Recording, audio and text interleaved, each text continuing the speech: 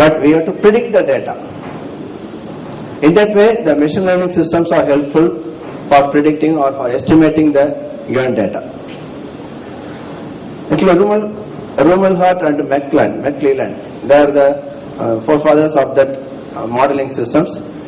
They said actually implicit knowledge of language may be stored among simple processing units organized into networks. So the information can be stored in a network, while the behavior of such networks may be describable as conforming to some system of rules. We suggest that an account of the fine structure of the phenomena of a language and language acquisition can be formulated in models that make reference to the characteristics of underlying network. That means actually a network, we call it as a neural network or some form of mathematical equations can store the language data. So it is look like a black box. Actually there is some learning system. We give some data that are called training data. Training data is nothing but samples we collect. It is normally any sentence uttered by a user or written by a user. So it's a training data. The learning algorithm learns and it has an output. If there is any query, we will get the output.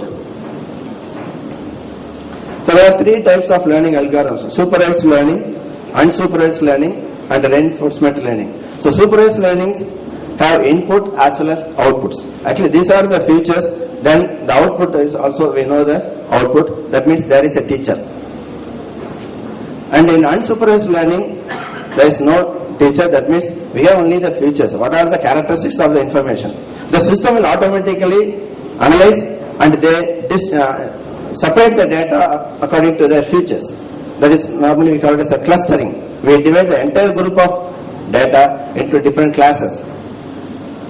Then reinforcement is actually the system learns, and if there is a mistake, actually we call it as a punishment and a reward.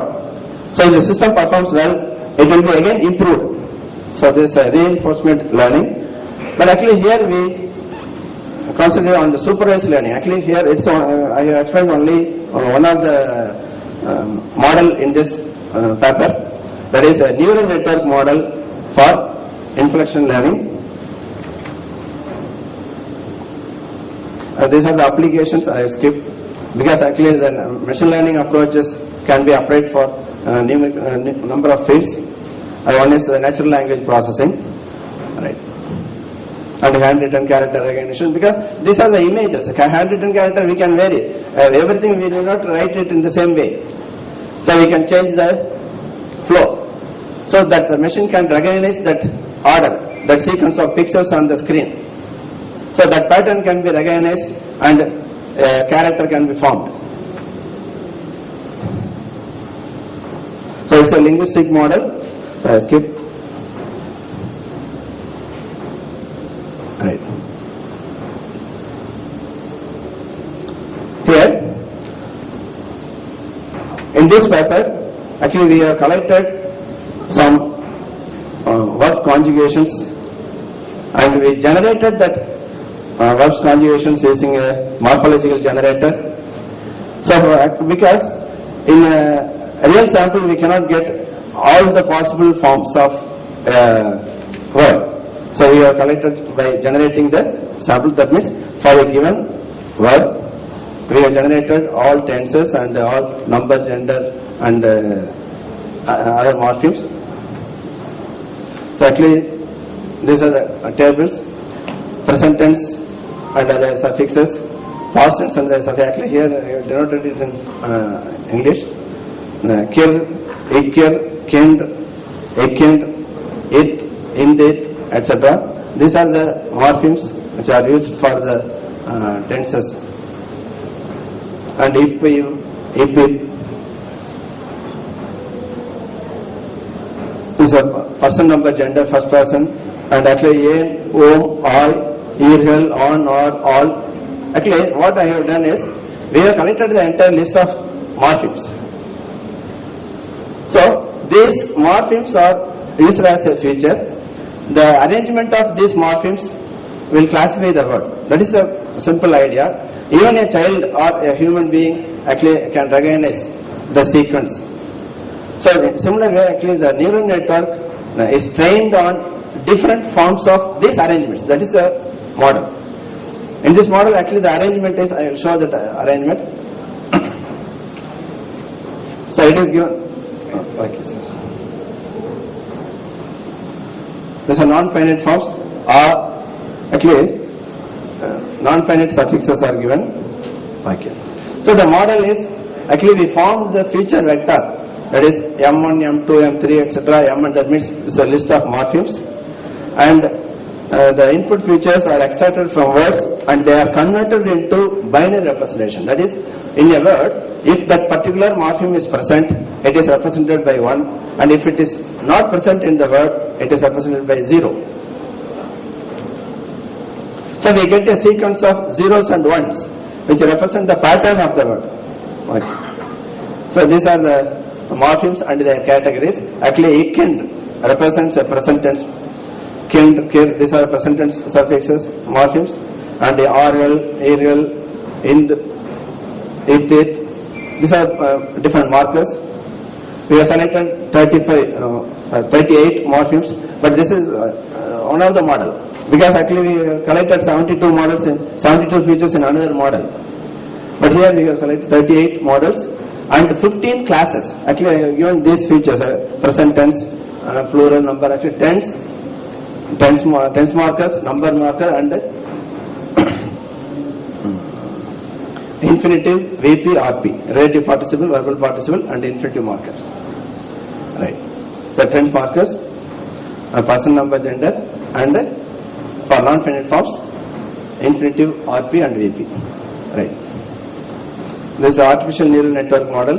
Actually, this is a real structure of the neural network we used.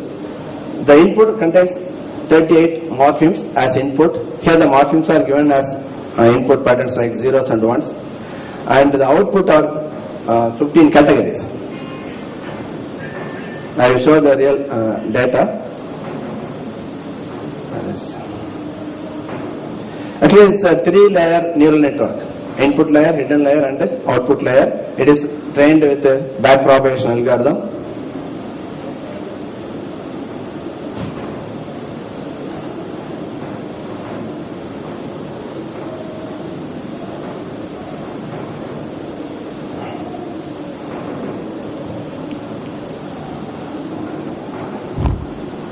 These are the features, capture of the features data.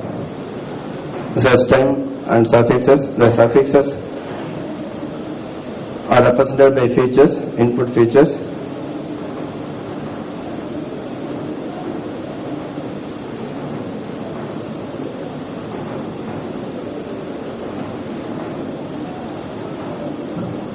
Sir,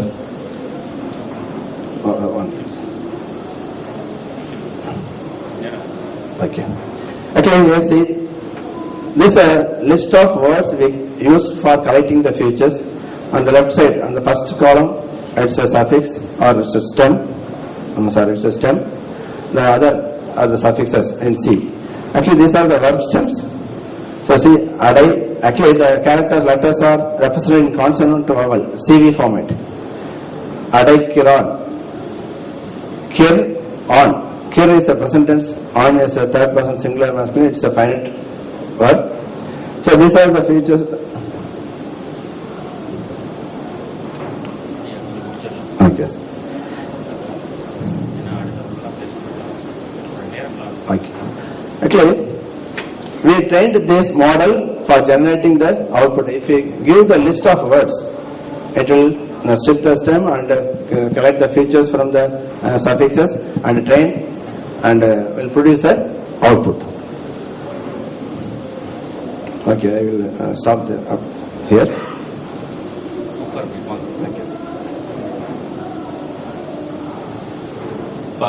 அவர் சொன்ன கட்டுரை என்ன இதுன்னு உங்களுக்கு புரிஞ்சிருக்குதுங்களா? எனக்கு அது தெரியல. ஏன்னா அவர் சொன்ன முறை அவர் நியூரல் நெட்வொர்க்லே இருந்தாரு. இப்ப நான் அவனுக்கு கொடுத்தேங்கிறது நமக்கு தெரியும், நம்ம எல்லாரும்